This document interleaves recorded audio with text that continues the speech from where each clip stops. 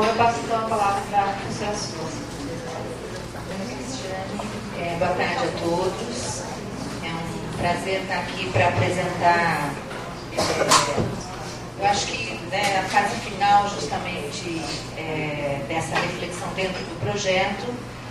E, no meu caso, o meu interesse dentro do projeto foi justamente trabalhar com uma questão jurídica mais trazida para uma preocupação mais cotidiana, que é justamente a questão dos juizados especiais cíveis, conhecido também como pequenas causas. No meu percurso de reflexão, eu comecei então justamente pela reclamação desses juizados especiais e fui me dando conta justamente da necessidade de pensar esse jurídico e de estar fazendo uma leitura do jurídico numa perspectiva marxista.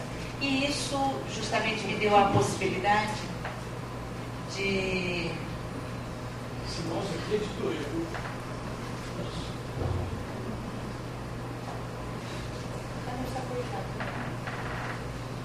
Pode deixar o senhor.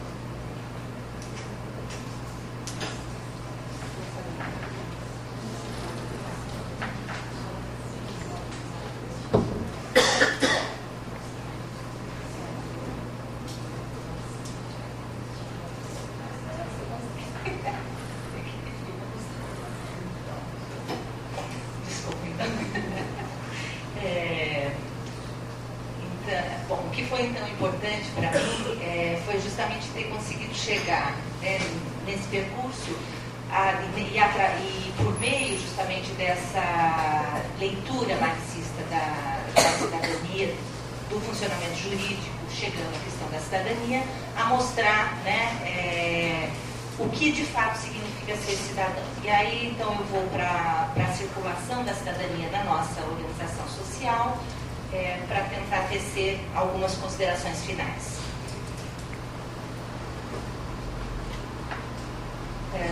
Então, o meu interesse neste projeto pelo Juizado Especial Cível veio no sentido de compreender o confronto político-urbano administrado na instância jurídica. Análise de processos do Juizado Especial Cível no percurso de compreensão dos funcionamentos discursivos que organizam a formulação do consenso nas políticas públicas urbanas, sustentada jurídico-administrativamente, me permitiu um investimento teórico importante sobre a discussão da cidadania nas relações que pautam o Estado capitalista. A Lei do Juizado Especial Cível, na sua forma atual, entrou em vigor em 95, sendo o Juizado Especial Cível antes denominado Juizado Especial de Pequenas Causas e Juizado Informal de Conciliação. Interessa-me bastante o funcionamento jurídico no cotidiano e o enfoque nas pequenas causas, assim como na conciliação, foi interessante para analisar o funcionamento jurídico na administração cotidiana das relações urbanas. O juizado especial propõe que as relações entre as partes envolvidas sejam encaminhadas em primeiro lugar para a tentativa de conciliação e somente na impossibilidade desta para processo, julgamento e execução. O que se constata, no entanto, é que são poucos os processos que chegam a um termo de conciliação. O primeiro momento da análise me permitiu compreender que no espaço controverso da conciliação, o litígio é um efeito da incontenção do político que se manifesta no social sob a tutela administrativa do jurídico. Uma das ordens de sentidos que constituem a memória do dizer de nossa sociedade, a instância jurídica é configurada pela relação entre direitos e deveres logicamente estabilizados, sendo a inscrição social do sujeito constantemente demandada por práticas tensas. Também podemos afirmar que os processos em análise me mostraram que o cotidiano dos sentidos, nos embates pessoais, impõe os limites da institucionalidade jurídica e expõe a imobilidade dos códigos positivos do direito. Compreendi que as reclamações sobre as quais se sustenta o Juizado Especial Cível não cabem no espaço da dogmática jurídica. Essas análises me colocarem o desafio de discutir no cotidiano das relações pessoais a incontenção constitutiva do político, administrada no jurídico na forma de litígios intermediários. Observamos que a pouca disposição para a conciliação fica totalmente coerente com a constituição do direito em nossa sociedade capitalista, que reafirma a individualização dos sujeitos pela abstração e generalização das normas jurídicas. Considerando o juizado especial civil como um sintoma de que o sentido hipotético produzido pelos artigos dos códigos legais, se x então y, sempre que x então y. Então, se esse sentido hipotético não consegue conter as reclamações que se avolumam no cotidiano, sustentado pelos direitos e deveres da nossa ordem social, perguntamos pelos sentidos possíveis de conciliação frente ao direito em nossa sociedade. Para essa resposta, buscando aprofundar a compreensão dos processos de abstração e generalização constitutivos do nosso funcionamento jurídico, debrucei-me sobre a instituição da forma jurídica na perspectiva marxista. O texto de referência foi Marxismo e Direito, de Márcio Naves, no qual o autor discute as concepções de Evgeny Pachucanes, autor russo que escreveu A Teoria Geral do Direito e o Marxismo, publicado em 1924, sobre o direito na relação com o capitalismo e o socialismo. Naves nos dá elementos para discutir mais amplamente a conciliação no funcionamento jurídico ao situar a constituição da forma jurídica. Eu retomo então agora aqui alguns pontos bastante breves, de toda essa reflexão do Pachucanes retomada pelo Márcio Naves, para depois a gente poder voltar à questão justamente da cidadania. Retomando Marx em O Capital, Pachucanes diz que a especificidade das categorias econômicas depende da forma social de que se revestem. Salienta que a forma jurídica é histórica, sendo uma forma particular de organização da sociedade. Mostra que o modo de se medir o trabalho de uma sociedade é muito importante e que a forma de trabalho abstrato só surge na economia mercantil capitalista. A elaboração teórica de Pachucanes se dirige no sentido de estabelecer uma relação de determinação das formas do direito pelas formas da economia mercantil. O autor mostra que, da mesma forma que a sociedade capitalista se apresenta como uma imensa acumulação de mercadorias, ela também se constitui em uma cadeia ininterrupta de relações jurídicas. Pachucanes identifica a relação dos proprietários de mercadorias entre si como uma relação social específica que se exprime na forma jurídica. Diz ele, a mercadoria é a forma social que necessariamente deve tomar o produto quando realizado por trabalhos privados. O processo do valor de troca, assim, continua o autor, demanda, para que se efetive um circuito de trocas mercantis, um equivalente geral, um padrão que permita medir o quanto de trabalho abstrato está contido na mercadoria. É a ideia de equivalência decorrente do processo de trocas mercantis que funda a ideia de equivalência jurídica, mostra Pachucanes, acrescentando que a relação de equivalência permite que se compreenda a especificidade do próprio direito, a sua natureza intrinsecamente burguesa. No que diz respeito ao sujeito, continua Pachucanes, a forma sujeito de que se reveste o homem surge como condição de existência da liberdade e da igualdade que se faz necessária para que se constitua uma esfera geral de trocas mercantis e, consequentemente, para que se constitua a figura do proprietário privado desses bens, objeto da circulação. O homem transforma-se em sujeito por meio de um ato volitivo. É a expressão do seu querer que permite a ele estabelecer com outros homens, portadores de uma vontade igual à sua, uma relação consensual de reciprocidade. Esse elemento de equivalência subjetiva corresponde ao elemento de equivalência material, isto é, a troca das mercadorias na base da lei do valor. A expressão mais acabada, a mais completa, a mais absoluta da sua liberdade é a liberdade de disposição de si mesmo como mercadoria. A partir dessas considerações, podemos dizer que a análise pachucaniana fornece os elementos para se pensar as determinações mais gerais do que seria uma representação jurídica do Estado, fundada na separação entre o Estado e a sociedade civil, separação essa que provém da distinção jurídica entre o público e o privado. O O Estado, ao se constituir em esfera pública, pela qual se exprime a vontade geral, em contraposição à sociedade civil, esfera privada pela qual se exprimem os interesses particulares em conflito, permite à ideologia jurídica excluir da órbita estatal toda a representação de classes, entendida como representação de interesses particulares. Disso resulta que o acesso dos sujeitos à esfera estatal só é permitido aos indivíduos despojados de sua condição de classe e qualificados por uma determinação jurídica. O acesso ao Estado só é permitido aos indivíduos na condição de cidadãos. Diria que essa afirmação foi o ponto em que, para mim, foi muito significativo justamente continuar discutindo essa questão da relação do político, né, na esfera urbana, sempre administrado juridicamente. Então, perceber que há uma injunção aí justamente, né, do Estado a que o cidadão, todas as pessoas se relacionam com o próprio Estado, sempre na figura de cidadão. Ao só franquear o acesso ao Estado aos indivíduos na condição de cidadãos, a ideologia jurídica permite que se constitua o vínculo que possibilita a passagem da sociedade civil ao Estado, ou melhor, a ideologia jurídica vai permitir que se estabeleça o meio de expressão no Estado, sob a forma de interesse geral dos diversos e contraditórios interesses particulares que se chocam na sociedade civil e que, por força dessa ultrapassagem, negam a sua determinação particular. Tudo se passa, portanto, como se o Estado, anulando as classes, anulasse com isso a própria contradição, se erigindo em lugar da não contradição onde se realiza o bem comum. Então, esse ponto também do bem comum é um ponto, né, ao qual eu vou me ater na sequência toda e foi muito significativo justamente para essa discussão da cidadania. A reflexão de Pachucanes chega, com a noção de cidadania e a separação entre o público e o privado, a um ponto muito importante para a discussão da produção do consenso e busca de conciliação nas relações cotidianas.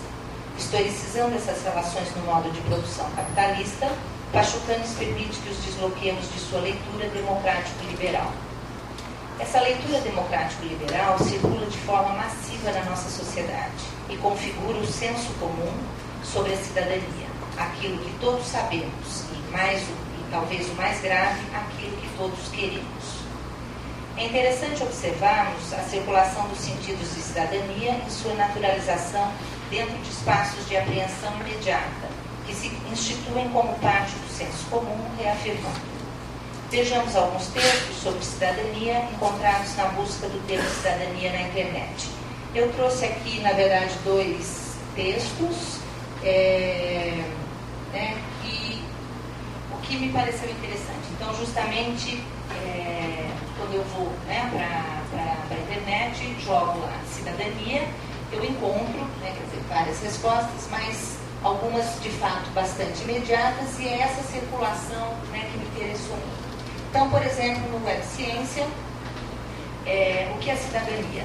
Ser cidadão é respeitar e participar das decisões da sociedade para melhorar suas vidas e a de outras pessoas. Ser cidadão é nunca se esquecer das pessoas que mais necessitam. A cidadania deve ser divulgada através de instituições de ensino e meios de comunicação para o bem-estar e desenvolvimento da nação. Então, aqui, essa aí é justamente a formulação. Ser cidadão é, né? Vocês vão ver que ela é muito recorrente.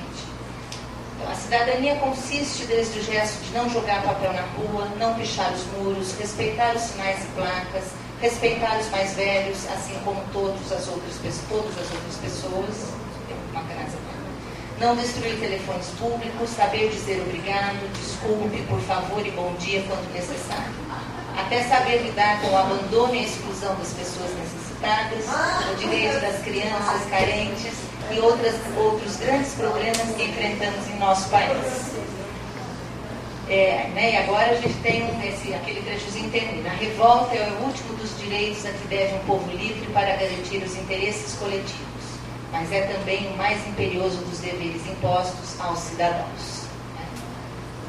E aí eu gostaria de continuar com mais um texto que, para a gente de fato observar né, como esse discurso sobre a cidadania é um discurso que vem em bloco, né, e mesmo a gente muitas vezes podendo olhar para ele e dizer, nossa, né, que é isso, mas é impossível que a gente fale contra qualquer uma dessas afirmações do que é ser cidadão. Então, num site justamente para mais específico do direito, né, www.advogados, a gente encontra esse texto também, o que é cidadania. A cidadania expressa um conjunto de direitos que dá à pessoa a possibilidade de participar ativamente da vida e do governo de seu povo. Quem não tem cidadania está marginalizado ou excluído da vida social e da tomada de decisões, ficando numa posição de inferioridade dentro do grupo social. E hoje, a quantas anda a nossa cidadania? A partir da Constituição de 88, novos instrumentos foram colocados à disposição daqueles que lutam por um país cidadão. Enquanto consumidor, o brasileiro ganhou uma lei em sua defesa, o Código do Direito do Consumidor. Temos um novo Código de Trânsito, um novo Código Civil, novas ONGs que desenvolvem funções importantíssimas como defesa do meio ambiente. A mídia, apesar dos seus tropeços, tem tido um papel relevante em favor da cidadania e muitas outras conquistas a partir da nova Carta. A história da cidadania mostra bem como esse valor encontra-se em permanente construção. A cidadania constrói-se e conquista-se. É o objetivo perseguido por aqueles que anseiam por liberdade, mais direitos, melhores garantias individuais e coletivas frente ao poder e à arrogância do Estado. A sociedade ocidental, nos últimos séculos, andou a passos largos no sentido das conquistas de direitos de que hoje as gerações do presente desfrutam.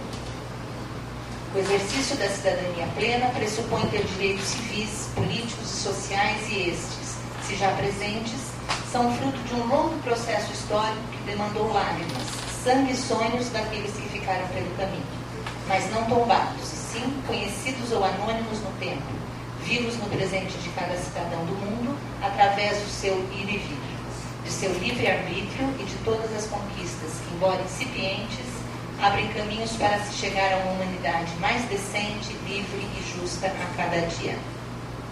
A história da cidadania no Brasil é praticamente inseparável da história das lutas pelos direitos fundamentais da pessoa. Lutas marcadas por massacres, violência, exclusão e outras variáveis que caracterizam o Brasil desde os tempos da colonização. Há um longo caminho ainda a percorrer. A questão indígena, a questão agrária, posse e uso da terra, concentração da renda nacional, desigualdades e exclusão social, desemprego, miséria, analfabetismo, etc. Entretanto, sobre a cidadania propriamente dita, dir-se-ia que esta ainda engatinha, é incipiente. Passos importantes já foram dados. A segunda metade do século XX foi marcada por avanços sociopolíticos importantes. O processo de transição democrática, a volta de eleições diretas, a promulgação da Constituição de 88, batizada pelo então presidente da Constituinte, Ulisses Guimarães, de a Constituição Cidadã. Mas há muito que ser feito, e não se pode esperar que ninguém o faça senão os próprios brasileiros. A começar pela correção da visão míope e desvirtuada que se tem em relação a conceitos, valores, concepções. Deixar de ser uma nação nanica de consciência, uma sociedade artificializada nos seus gostos e preferências, onde o que vale não vale a pena, ou a mediocridade transgride em seu conteúdo pelo arrastão dos acéfalos. Tem-se aqui uma Constituição cidadã, mas falta uma ágora onde se possa praticar a cidadania e tornar-se cada brasileiro em um ombudsman da sua pátria. É inegável que o Brasil é um país injusto, ou melhor, a sociedade brasileira é extremamente desigual. Basta ver os números do IBGE para indagarmos os motivos de tantos contrastes, de tão perversos desequilíbrios. E o que é pior, a cada pesquisa as diferenças aumentam, a situação de ricos e pobres que parecem migrar para extremos opostos, nessa escala de aprofundamento das injustiças sociais, ao contrário do que desejava Ulisses Guimarães em seu discurso na Constituinte de 27 de julho de 88. Essa será a Constituição cidadã, porque recuperará como cidadãos milhões de brasileiros, vítimas da pior das discriminações, a miséria. Cidadão é usuário de bens e serviços do desenvolvimento. Isso hoje não acontece com milhões de brasileiros segregados nos guetos da perseguição social. Ser cidadão é ter consciência de que se é sujeito de direitos. Direitos à vida, à liberdade, à propriedade, à igualdade de direitos, enfim, direitos civis, políticos e sociais. Mas este é um dos lados da moeda. Cidadania pressupõe também deveres. O cidadão tem de ser cônscio das suas responsabilidades, enquanto parte integrante de um grande complexo organismo que é a coletividade, a nação, o Estado, para cujo bom funcionamento todos têm de dar sua parcela de contribuição. Somente assim se chega ao objetivo final coletivo, a justiça em seu sentido mais amplo, ou seja, o bem comum. A história da cidadania confunde-se em muito com a história das lutas pelos direitos humanos. A cidadania esteve e está em permanente construção. É um referencial de conquista da humanidade através daqueles que sempre buscam mais direitos, maior liberdade, melhores garantias individuais e coletivas, e não se conformam frente às dominações arrogantes, seja do próprio Estado ou de outras instituições ou pessoas que não desistem de privilégios, de opressão e de injustiças contra uma maioria desassistida e que não se consegue fazer ouvir, exatamente porque se lhe nega a cidadania plena, cuja conquista, ainda que tardia, não será obstáculo. Bom, né?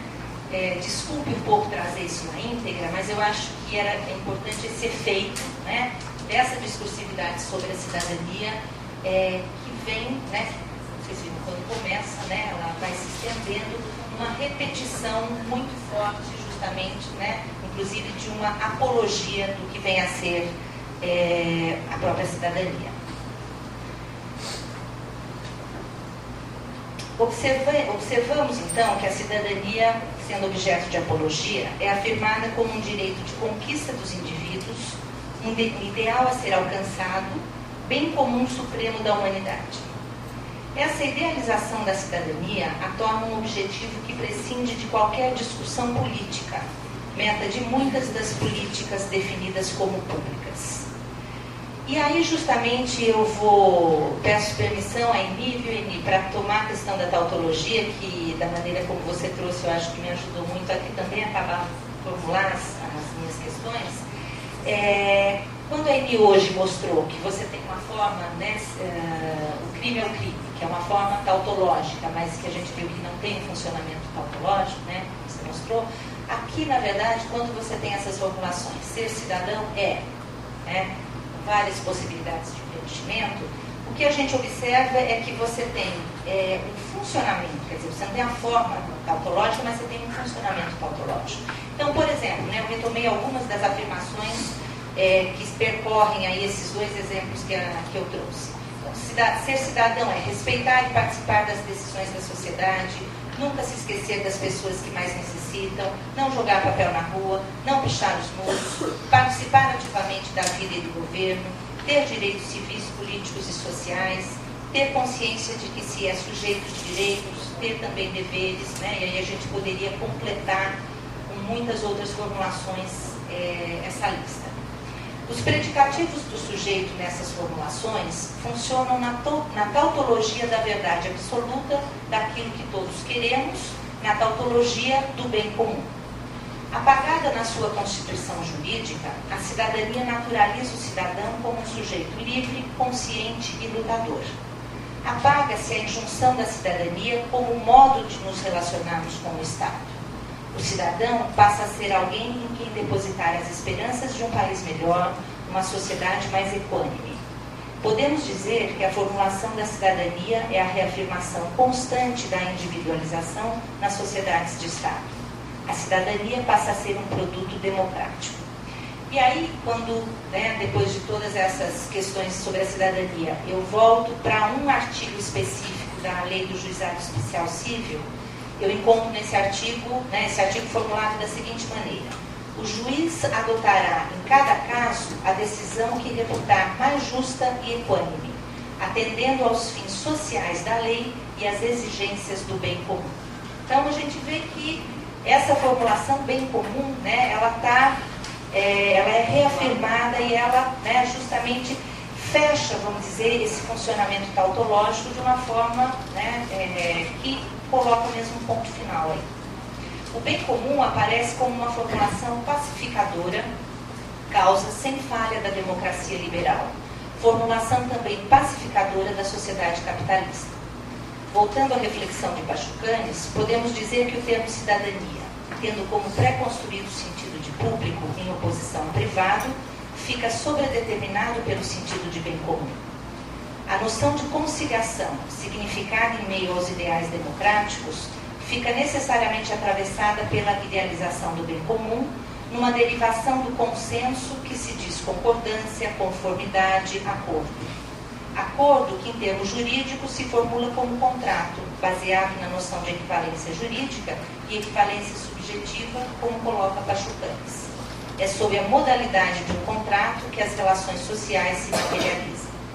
Somos todos sujeitos de vontades equivalentes, vontades que se materializam em trocas. Ainda que a conciliação não se realize, os sujeitos ficam reafirmados em suas vontades. O que significa, então, essa configuração jurídica de nossa sociedade na produção de políticas públicas? O que significa administrar em contenção do político na produção de políticas públicas urbanas? A visibilidade da fundamentação jurídica das relações sociais e a possibilidade de compreensão da cidadania como constitutiva das relações capitalistas, portanto distante de um bem comum, nos permite dizer que uma política pública consequente não pode ser uma política endereçada a todos e a qualquer um. As políticas públicas são tomadas possíveis de decisão, efeitos de identificação assumidos e não negados, frente às condições materiais de produção. Então, eu termino justamente essa reflexão, esse percurso que eu consegui desenvolver dentro do projeto, e que para mim foi de fato muito interessante. Eu acredito que possa ser uma contribuição também interessante para que a gente comece a se dar conta de como o modo da nossa sociedade ele é determinante das nossas próprias possibilidades. Então não dá para a gente esquecer que estamos numa sociedade capitalista e que antes de qualquer coisa, então, a cidadania passa por aí, só que circula de fato apagando todas essas diferenças.